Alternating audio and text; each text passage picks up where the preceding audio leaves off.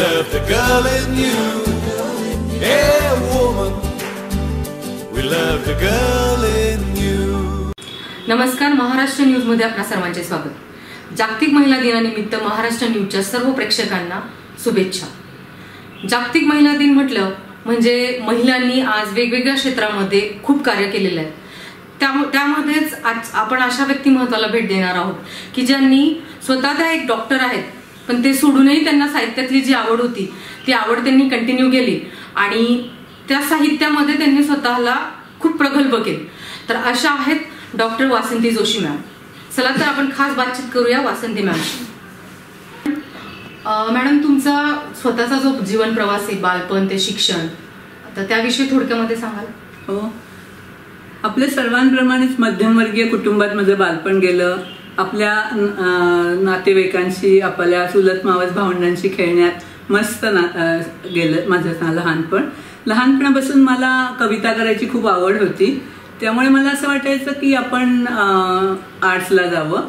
पण सायन्सची पण खूप आवड होती, गणिताची खूप आवड होती, त्यामुळे मी सायन्सला गेले. पण माझी आवड साहित्याची मला सतत ठेवत होती, जागा ठेवत होती की तुला आवड आहे.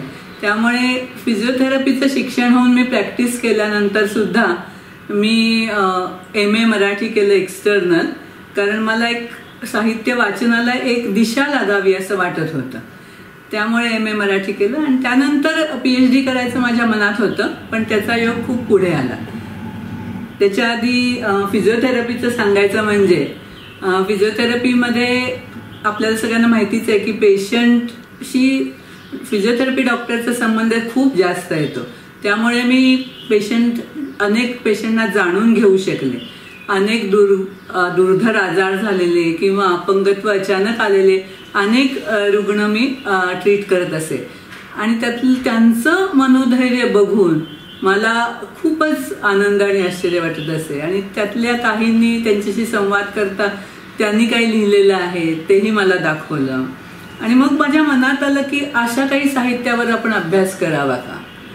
पण फिजिओथेरपीमध्ये माझं करिअर पुढे जात होतं. मी अमेरिकेत जाऊन पण तिथे 2-3 वर्ष प्रॅक्टिस केली आणि त्यानंतर परत पुण्यात आल्यानंतर संचेती फिजिओथेरपी कॉलेजमध्ये अध्यापनाचं काम सुरू केलं. त्याच्यामुळे माझे एकीकडे अध्यापन, एकीकडे पेशंट असं करता करता माझी PhD करायची इच्छा मागे मागे राहत राहिली. परंतु मग मी शेवटी ठरवलं की हे करायलाच पाहिजे आणि मग अभ्यास सुरू केला.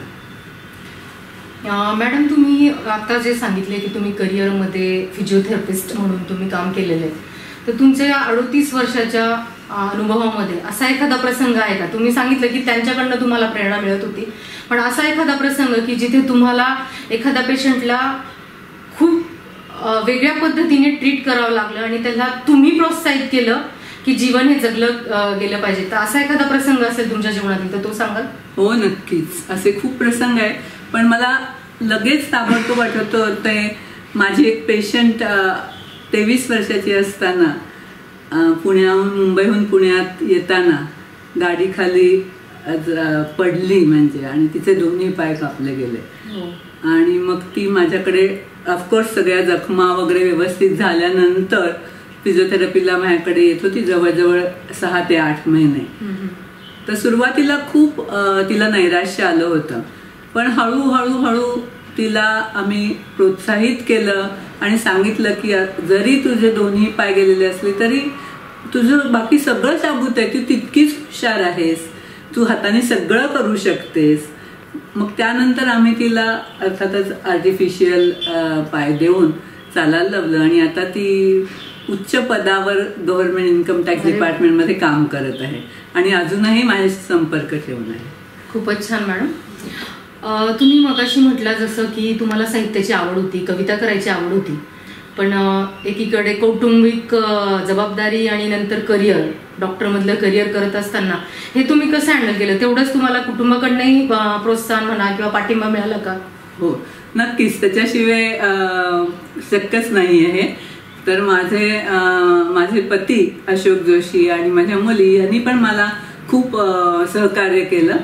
परंतु ते लहान असताना मलाही जमणं कठीण होतं, कौटुंबिक जबाबदाऱ्या होत्या आणि कॉलेजमध्ये शिकवणी एक नवी जबाबदारी होती, त्यामुळे त्याचाही खूप अभ्यास मला करायला लागला. त्यामुळे एकूण खूप अभ्यास करण्याचीच मला सवय लागलेली होती म्हणा ना. आणि त्यानंतर हळूहळू थोडी जबाबदारी कमी झाल्यानंतर मी परत PhD करायचं ठरवलं. पण त्यावेळी मात्र साहित्यिक पूर्ण विषय घ्यायचा नाही, तर समाजाशी जो निगडीत आहे आणि माझ्या व्यवसायाशी, कारण शेवटी मी फिजिओथेरपी हा माझा व्यवसाय आहे, व्यवसायाशी निगडीत आहे तो विषय घ्यावा असं ठरलं.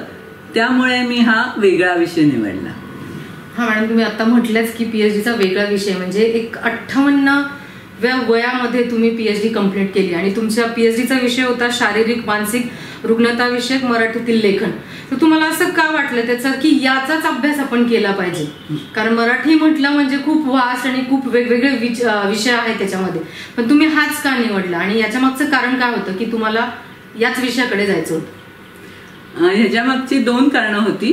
पहिलं आणि महत्वाचं अर्थातच की माझा व्यवसाय रुग्णसेवेचा असल्यामुळे त्या विषयाशी निगडीत साहित्याचा अभ्यास करावा असं मला वाटलं. दुसरं, मला नेहमीच असं वाटतं की साहित्य जर प्रवाही असेल तरच साहित्य टिकेल आणि आपली भाषाही पुढे टिकेल. त्यामुळे अशा प्रकारचं जे साहित्य आहे, जे आता नवीन आहे, आत्मचरित्रात्मक किंवा अनुभव कथनाचं, त्या साहित्याचा अभ्यास करून त्यातून आपल्याला काय मिळालं हे जर सांगितलं तर एक तो साहित्यातला एक नवा बदल घडेल असं मला वाटलं, म्हणून हा विषय मी निवडला. मग ह्याचा अभ्यास करत असताना तुम्हाला अशा काहीतरी तुम्ही केस स्टडी केल्या असतील की ज्याच्यामधनं तुम्हाला आजच्या जागतिक महिला दिनानिमित्त महिलांना, केवळ महिलांनाच नाही तर सगळ्यांना तुम्हाला असा एखादा संदेश द्यायचा आहे की हो, म्हणजे तुम्ही जसं म्हटलंय की शारीरिक अपंगत्व जरी असेल तरी तुमच्या केस स्टडीमधनं तुम्ही दाखवलंय की कशा प्रकारे ते प्रोत्साहित झाले, त्यांनी दुसऱ्याला प्रोत्साहन दिले. तर असं काही प्रसंग तुम्ही सांगू शकाल का? हो, असे खूप प्रसंग आहेत. म्हणजे ह्याचा अभ्यास करता करता मीच समृद्ध होऊन गेले हे सगळं वाचून. पण एकच उदाहरण द्यायचं झालं तर नसीमा हुर्जुक म्हणून अत्यंत तेजस्वी व्यक्तिमत्व असं म्हणता येईल. वयाच्या 19व्या वर्षी त्यांचं व्हीलचेअरशी नातं जडलं, दोन्ही पायातील संवेदना आणि शक्ती गेल्यामुळे. पण निराश न होता त्यांनी स्वतः नोकरी तर केलीच, पण हेल्पर्स ऑफ द हँडिकॅप ही संस्था कोल्हापूरमध्ये काढली आणि त्यानंतर संस्थे थ्रू अनेक अपंगांना स्वावलंबित केले. हे महत्वाचं आहे. कोणावरही अवलंबून न राहता ते स्वतःचा रोजगार स्वतः मिळवू लागले. आणि त्या पुढेही जाऊन त्यांनी आता दुसरा एक स्वप्ननगरी नावाचा प्रोजेक्ट आहे, तिथे अपंगांची कुटुंब बसवून दिली, त्यांची लग्न केली आणि अपंग नसलेल्यांना, सव्यंग म्हणता येईल, त्यांनाही त्यांनी रोजगार उत्पन्न करून दिला. तर हे एवढं सकारात्मक जे दृष्टिकोन त्यांनी दाखवला तो ह्या जी पुस्तकं स्वानुभवातून लिहिलेली पुस्तकं आहेत त्यातल्या सगळ्याच कथानायक आणि नायिकांनी दाखवलेलं आहे. आणि त्यामुळे ह्या पुस्तकातून किंवा ह्या थिसिसमधनं मला असं वाटतं की समाज ज्याला जी योगदान दिलं ते म्हणजे की पॉझिटिव्ह ॲटिट्यूड, कुठल्याही परिस्थितीत न हारता झुंजत राहणं, पॉझिटिव्ह ॲटिट्यूड ठेवणं, किंवा अनेक वेळेला जे आपल्याला प्रश्न पडतात की माझ्यावर अन्याय होतोय किंवा मीच एकटा दुर्दैवी आहे, त्या सगळ्यांना उत्तरं ह्यातून मिळतात की आपण जेव्हा म्हणतो की मला यश लाभतं किंवा सुसंधी लाभते तेव्हा हा प्रश्न मी विचारत नाही, तर जेव्हा मला काही अडचण येते तेव्हा विचारतो. तर हे बरोबर नाही, हेही यांनी सांगितलं. त्याचप्रमाणे अनेक तत्व. आणि आणखीन एक महत्वाचं म्हणजे की कुठल्याही इतक्या गंभीर आजारामध्ये सगळ्यात ह्याच्यात अधोरेखित झालेलं आहे ते म्हणजे नात्यातील प्रेम. हा सर्व ह्या कथानायक नायिकांना जे प्रेम मिळालं स्वतःच्या आई वडिलांकडनं किंवा स्वतःच्या जोडीदाराकडून म्हणा किंवा अजिबात ओळख नसलेल्या माणसांकडून सुद्धा म्हणा, त्यामुळे ह्या मानवतेच्या कथा आहेत असं सुद्धा म्हणता येईल. त्यामुळे मला हा विषय जास्त महत्वाचा वाटतो. तुमचे काही पुस्तकही पब्लिश झालेले, त्या पुस्तकांविषयी थोडक्यात सांगा. हो, आता 2-3 होणार आहेत, पण एक झालेलं आहे 2019 जूनमध्ये. ते म्हणजे अशाच एका अतिशय तेजस्वी आणि कर्तृत्ववान दातृत्ववान व्यक्तिमत्वावर, ते म्हणजे लीला पूनावाला विषयी हे पुस्तक आहे. लीला पुनावाला फाउंडेशनशी माझा संबंध आला 7 वर्षापूर्वी. त्या ज्या अनेक कॉलेज विद्यार्थ्यांना स्कॉलरशिप देतात, त्याच्यात त्यांना फिजिओथेरपीला पण द्यावी असं वाटलं, नर्सिंग आणि फिजिओथेरपीला. त्यामुळे त्यांचा आणि माझा संबंध आला. आणि जसजसं मी त्यांच्याबरोबर काम सुरू केलं तसतसं त्यांचं काम, त्यांचं कामाचा आवाका, त्यांची विचारसरणी हे सगळं बघून मी खूप प्रभावित झाले. आणि हे काम सगळ्यांना कळावं असं मला वाटलं, म्हणून हे पुस्तक लिहिलं, अगाध लिहिलं. तुम्ही जागतिक महिला दिनानिमित्त महिलांना काही संदेश देऊ इच्छिता का? हो, चालेल. मी पण एक अशा कवितेतून तो संदेश देते. चालेल मॅडम. मंगेश पाडगावकरांची एक प्रसिद्ध कविता आपल्या सगळ्यांना माहितीच आहे. त्या कवितेचा मुखडा घेऊन मी स्वतः एक कविता केलेली आहे. ती थोडीशी त्यातला वाचून दाखवते.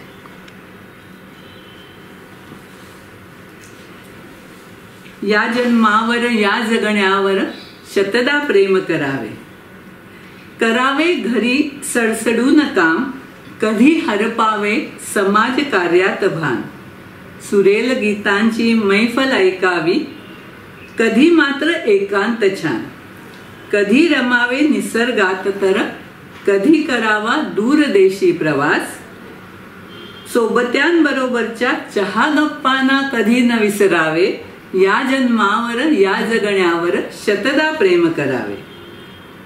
आता या वयात किंवा सर्वच महिलांनी सोडावे मोकळे मनाला, अनुभवावी मनातील स्पंदने, आता तरी ऐकावे लक्ष देऊनी हे आतील भावतरंग, व्यक्त व्हावे कधी रंगरेषातुनी तर कधी शब्दातुनी, स्वांत सुखाया असली जरी ही रंग शब्दांची मेजवानी, आपुल्या मित्रमैत्रिणींबरोबर नेहमीच शेअर करावे, या जगण्यावर या जन्मावर शतदा प्रेम करावे. खूपच सुंदर कविता मॅडमनी केलेली आहे आणि त्यातनं खूप चांगला संदेश त्यांनी दिलेला आहे की तुमच्यामध्ये जे काही असेल तर ते तुम्ही करत राहा. तुमच्यामध्ये काही सुप्त गुण असतात ते तुम्ही बाहेर काढा आणि त्याला वाव द्या. नुसतं बसू नका, तर त्या तुमच्या विचारांना एक वाचा फोडा आणि ते कार्य करत. तुम्ही विविध साहित्य लिहित असतानाच साहित्य संमेलनामध्ये तुम्ही भाग घेतलेला आहे, तर त्या साहित्य संमेलनाविषयी थोडक्यात काही सांगाल?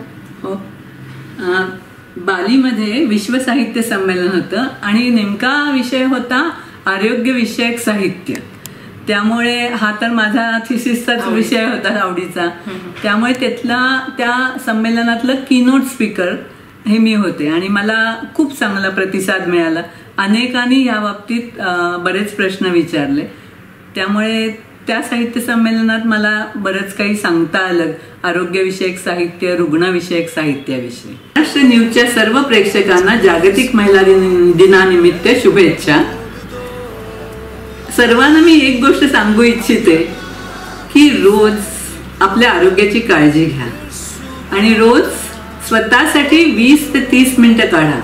विशेषतः महिलांना मी हे सांगू इच्छिते की तुम्हाला कितीही जबाबदाऱ्या असल्या आणि तुम्ही कितीही बिझी असलात तरी स्वतःसाठी 20 ते 30 मिनिटं काढा आणि तेव्हा व्यायाम करा. मुख्य म्हणजे प्रत्येकाने दररोज 20 ते 30 मिनिटं व्यायाम केला तर आपले आरोग्य अतिशय चांगले राहील.